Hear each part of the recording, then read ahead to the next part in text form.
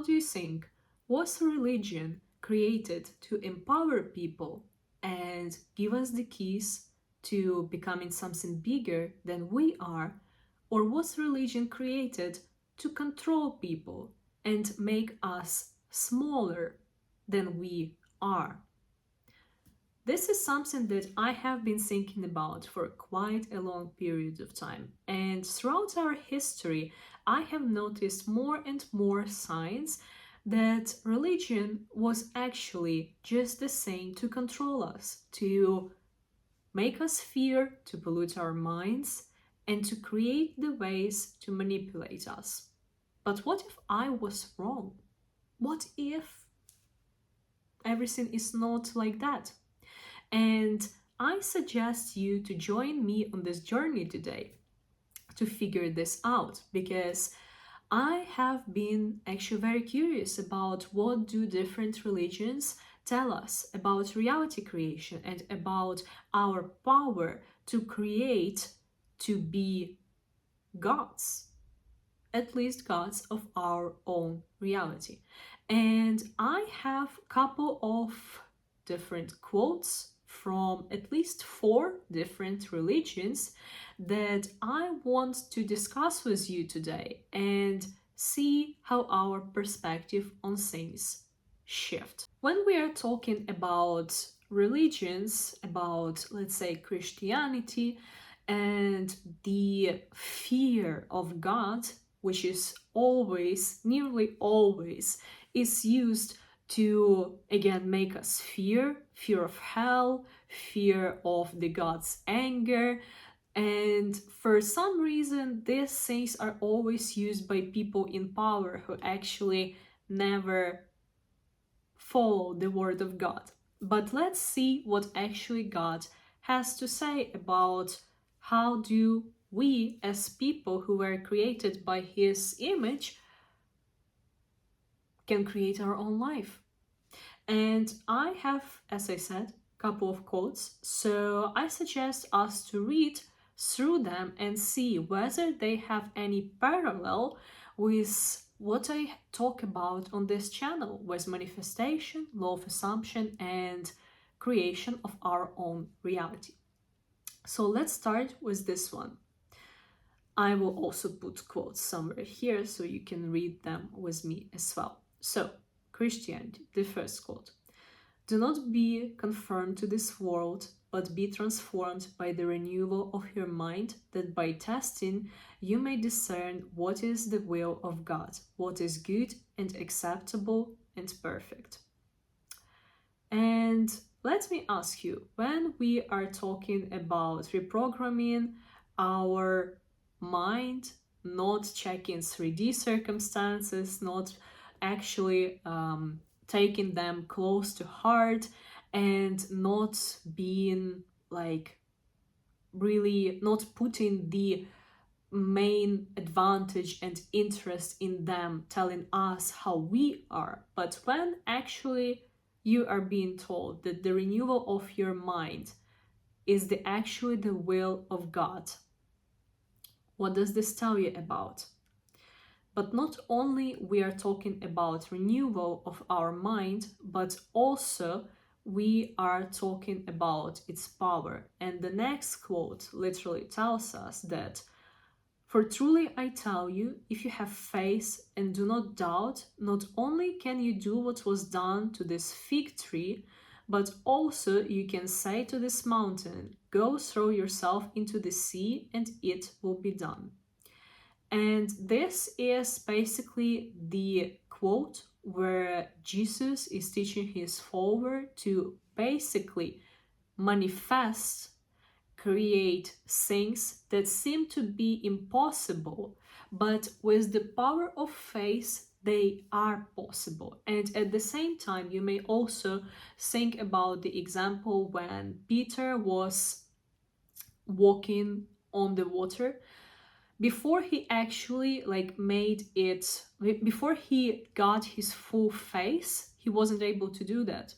But right after, he managed to get his full face into what he is commanding to the reality, then he was able to do this.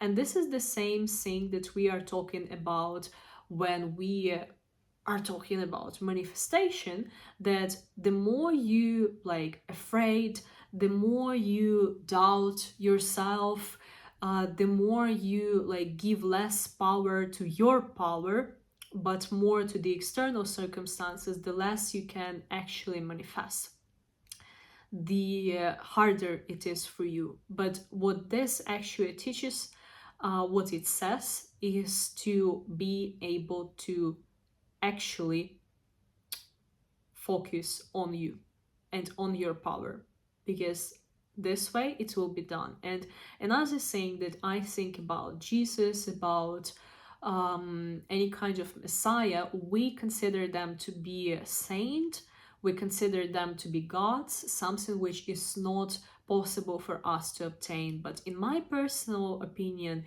is that Jesus was not there to save us. Jesus was, if he was, sent there to basically teach us how to do the same things as Christ. And he was constantly like giving us these hints and telling us what to do. Like the same, for instance, when we are talking about the prayer, and pray as it's already given to you. Doesn't it sound like literally law of assumption? Doesn't this sound like the concrete rule of how you are going to receive your things? And again, if you do not believe that you are God necessarily, in this case, you may think that God has given it to you, because God literally tells you to pray as it's already given.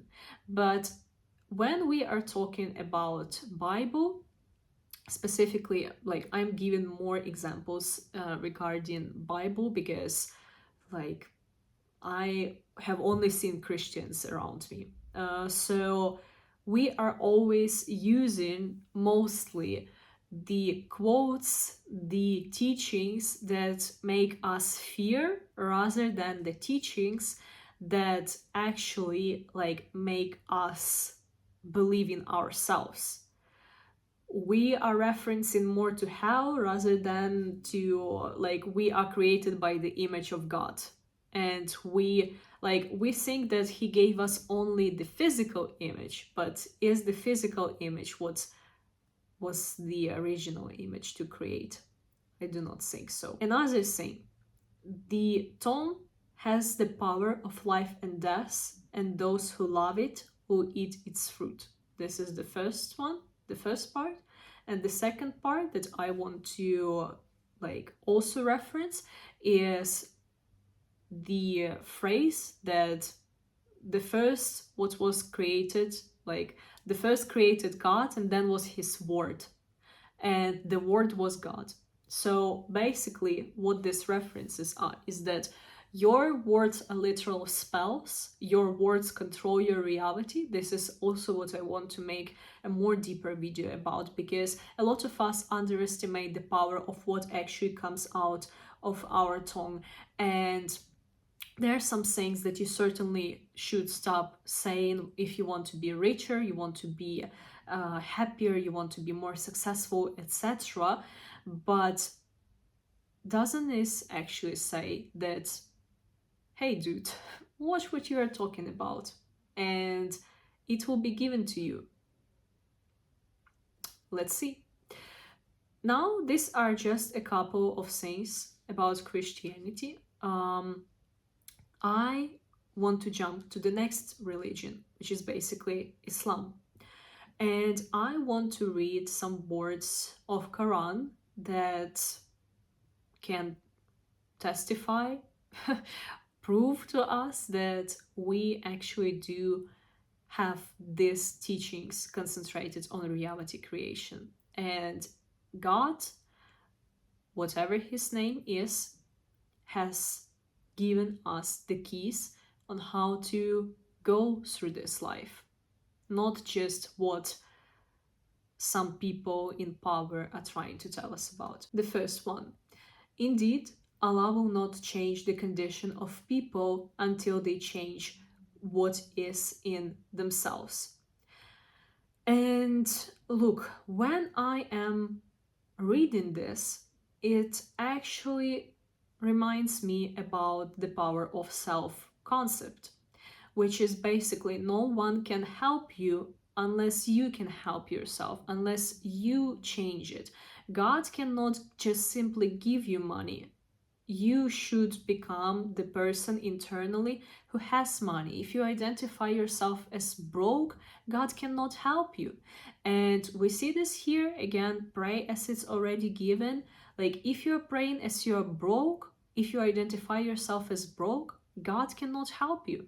This is a powerful quote in my opinion. And when my servants ask you concerning me, indeed I am near. I respond to the invocation of the supplicant when he calls upon me. So let them respond to me and believe in me, that they may be guided.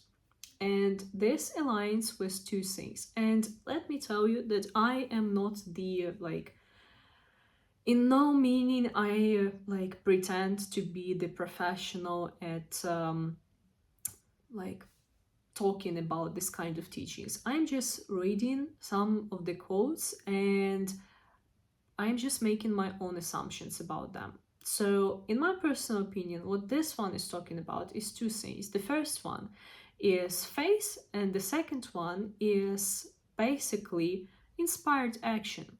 So, what God is saying there is that you basically should first believe that I am near. And what is like when we are talking about I am, when God says I am, if you have ever been like into Neville Goddard, if you even know who this is, he was actually saying that I am is the name of God, but I am means I am. Like this is internally in all of us.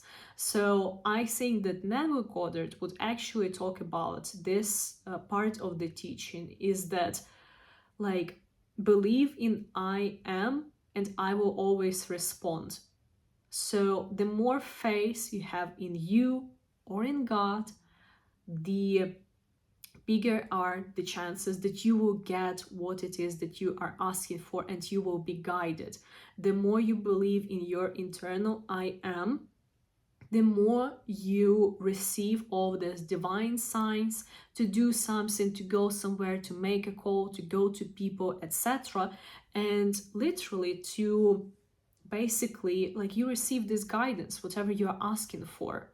So when we are talking again about inspired actions, your mind that created the problem cannot solve it. You need a new mind, a new I am. Therefore, you get the new I am and you receive the divine guidance that we again see in Quran. Another quote: whoever fears Allah, he will make for him a way out and will provide for him from where he does not expect. And this is for all people who constantly are worrying about how your manifestation is going to happen. Quran, I believe Bible somewhere as well, always teach us that like put the responsibility for this on God. You may think of the universe, you may think of any external powers or sources, but the key teaching, the key idea is that you are praying as it's already happened. You have faith in your I am. You have faith that you're a changed person. You're going to get whatever it is that you want. Not only you're going to get, but you have already gotten this, and God will provide this for you from the ways that you do not expect. So we can also in some way connect this to the law of detachment that basically says detach from the thing. However, I do not believe into it in that way. I believe that law of detachment is telling us to detach from the old version of selves who does not have the thing. So whatever, you're detaching from this old version of you or the thing, and the thing will be provided to you. You do not need to worry about how, about what, or where you're going to get this thing from, literally. So these are my first few thoughts on Quran. And like, even though I have not analyzed like that much from Quran, I would actually love to read Quran itself. And I think that there are really a lot of important words about how you should actually go through your life. I know that Quran talks a lot about gratitude, about sharing the resources with others, and I would really like to learn more about this teaching as well. But even with this very few quotes, we see that even though these teachings are so different, they have the very similar core to it. Now, let's move to Hinduism and their belief that, like, the core belief that I would be able to understand from what I read is that basically they say that your mind is the ultimate creator. For instance, look at this quote: you are what your deep driving desire is. As your desire is, so is your will. As your will is, so is your deed. As your deed is, so is your destiny. So this is basically a step-by-step guide to manifestation for anyone who doesn't understand how we basically manifest. So you have a desire, you have the will now to do something for it. You have a will to be it. And as your will, so your actions are. So when you change yourself internally, when you start acting as the new person, when you receive this like guidance, you start making new actions with this, and your actions are literally your destiny. How you act through your new belief systems, through your new identity, is what you're going to receive. Another one says that one becomes what one thinks about, which is also the same thing that we are constantly talking about, the reality creation, which is basically you become what you think you are, like what you think about. The more you think about love, you become love. The more you think about hate, you become hate. The more you think about literally like all the horrible things, about fights, about distress, about struggles, the more you become it. The more you think about the opposite things, the more you become them as well. The whole universe is created by the mind. When a person constantly says, I am strong, I am healthy, I am free, he attains those states. Basically, when we are talking about affirmations, about manifestation, the key to manifest, like the end result of manifesting, is basically embodying the certain state, which is I am strong, I am healthy, I am wealthy, whatever it is that you are manifesting. And basically, this is again the exact go-to thing. What do you need to do? When a person constantly thinks, this is your dominant thoughts. This is talking about dominant thoughts that you think every day. He attains those states. I couldn't confirm more the law of assumption. And there are also a couple of other quotes about how we are the result of what we have thought, etc. Also, Hinduism is talking a lot about the law of karma and basically how our actions in the past can like influence us in the future and even in the future life, etc. And I personally think about it as, again, at the first quote, that we are the writers of our own destiny, and our destiny is basically coming through our actions, and our actions coming through our thoughts. So the first core moment is the thought, and both Hinduism and Buddhism are actually teaching us to master our thoughts and master our mind and discipline it.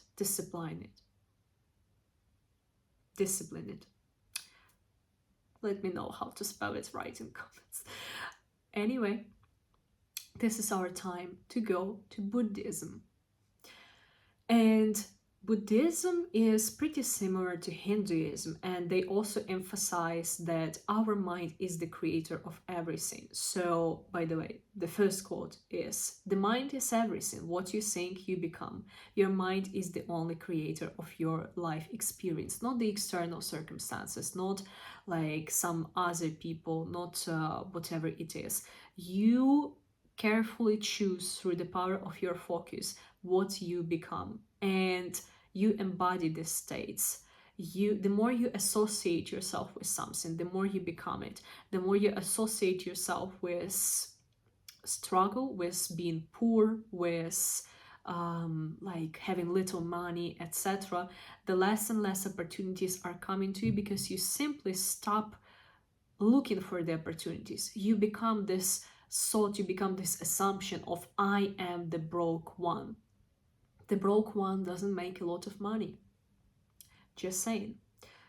Another thing by Buddha, by the way: to enjoy good health, to bring true happiness to one's family, to bring peace to all, one must first discipline and control one's own mind. And I couldn't formulate it better, because basically the mind is a two-edged sword. It can make you rich and it can make you broke. It can make you healthy, it can make you like it can make your health a disaster. This can be a cure and this can be a poison. And when we are talking about this, a lot of us mostly stay in the cage, trapped in our own mind. We are not, our mind is the servant of ours, but we are servants of our mind. Joe Dispenza also talks really a lot about that a lot of us, we literally become prisoners. We get so attached to certain emotions like fear, hatred, scarcity, etc., that we become this, and we go through this hell every day. Like, as a person who previously has struggled with depression and huge anxiety, I can testify to this. Literally, there was like the worst thing that was happening to me at certain point was my mind, because I could not, like, it was just horrible. But once I learned how to discipline it, once I learned how to work with it, this is when things started changing for me. And another saying, another quote from Buddha is that nothing can harm you as much as your own thoughts unguarded.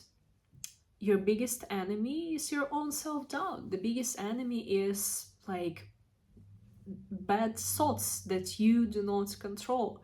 And this is why meditation, any kind of like concentration techniques are so important. Because if you even think about this, right now your brain isn't able to differentiate the danger of like a lion running after you and your boss literally sending you an email. And do you think that this is just like, I don't know, coincidence? No, I do not think so. By the way, I have just thought, look at what I have here.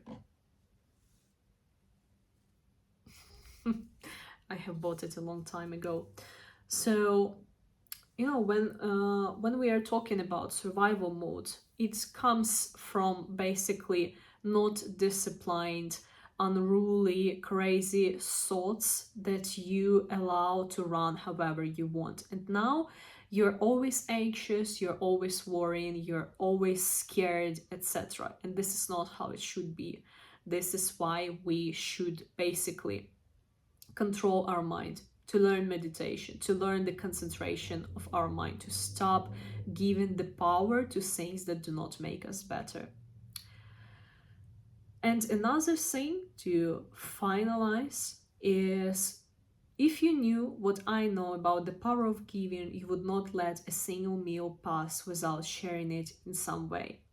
And first is like the law of giving, the law of sharing is basically the key to circulating abundance in your life. The more you grab onto something, the more you hold onto it, the more you embody the identity, the idea of basically that there are not enough resources for you and your resources can always end unpredictably, and like you will be broke and therefore you need to hold these resources so tight.